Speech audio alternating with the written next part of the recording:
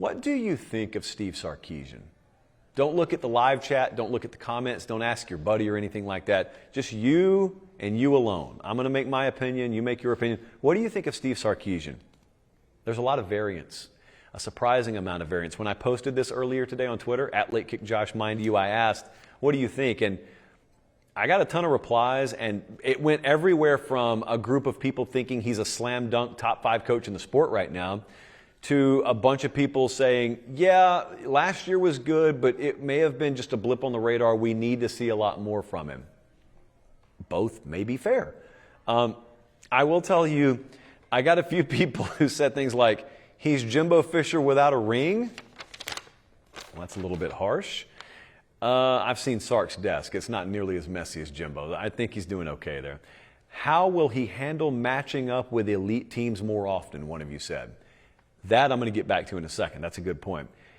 And then another said, he's the French toast and Texas is the syrup, which basically just means once you take one and you dip it into the other, that thing is made all that much better. It always had potential. French toast always has potential.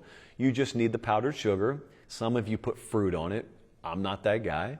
And then you've got the syrup, which is a must. It kind of feels that way, doesn't it? You think about the situation he was in. Part of it is off the field related, is personal life related. Part of it is not getting it done enough on the field to the liking of his bosses in years past. And you know that story. I'm going to come back to that. But think about what it could have been versus what it is for Sark. Now, let me go back to what one of you said. How will he handle matching up with elite teams more often? I'm going to soften it a little bit. Just comparable teams. Don't even say elite. Comparable teams. In other words, teams that have a comparable roster to his. They used to not face any in the regular season because it was the Big 12. They outmanned every team they played except for Oklahoma. In most years, they may have a slight talent roster advantage over Oklahoma, although it didn't matter a lot because Oklahoma still beat them more times than not. Maybe that's changed, maybe it doesn't, but think about it, it's not just Oklahoma now. They play Georgia this year. Any given year, they could have Bama, LSU, Georgia, and Tennessee on the schedule, and Oklahoma. That's 5 games. I mean, that's a realistic schedule where they could play almost half of their games against teams that have comparable rosters to them. In other words, it's the kind of game where you can't afford to play C+ and win. And there have been some times where Texas can afford to play C+ ball and win. I think that's a fair question. A totally fair question. It's not doubting. It's just a fair question. But realize how fortunate Steve Sarkisian is.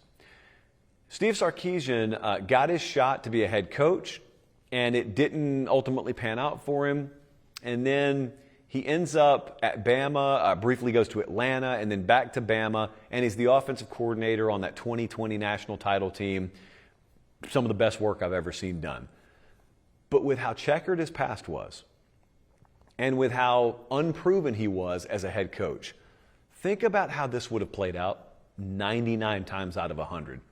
If you had the past he had had, and then he goes to Bama, even though he kills it as the offensive coordinator there, normally that person would have had to go probably the G5 route, high-level FCS route, or a much lower tier Power 4 job as a head coach before they get Texas.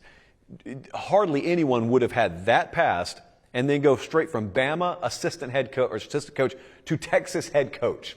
Sark did. Now, as he took that Texas job, remember what changed in the sport. The NIL and portal combination upended the sport. And then all of a sudden, you have what you have now, which is if you're a G5 coach, the better you do, the more you get punished. Because the better you do at evaluating the guys you have, and the better you do at developing them, the better they play. Sounds good, right?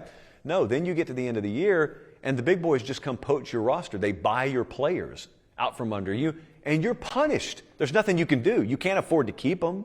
So you get punished. And then the next year, your roster gets stripped, and your coaching staff gets stripped, and you go 4-8, and you did everything right. And the public sits there and screams at you in December, you are what your record says you are, and you get fired. What if Sark had to go that route? Is there any guarantee? No matter how good he is there any guarantee? Because y'all are crapping on a lot of good G5 coaches right now because they're getting their rosters rated. Sark didn't have to go that route. That's just something to think about as he does whatever he ends up doing. Think about it. Going from Bama assistant straight to Texas head coach. I have opinions on Sark. I think he's second to none as an offensive mind, as an offensive play caller. I love that he's an imperfect person who has certainly capitalized on second chances. He'd be the first one to tell you that. I think he values the right things in terms of building a program. The structure, the organization, the attention to detail, he heavily leans into that stuff to the point where you wonder, man, can he stay as sharp as he needs to offensively because of how invested he is as a head coach in the other, mechanisms of his program. But Steve Sarkeesian still got a lot of chapters left to write in his book. It's going to be fun to watch, really fun to watch. Because if they come in the SEC and they do fulfill on the hype and they go to Atlanta in year one, you're in the playoff at that point, I would imagine, and you're doing some really special things at that point.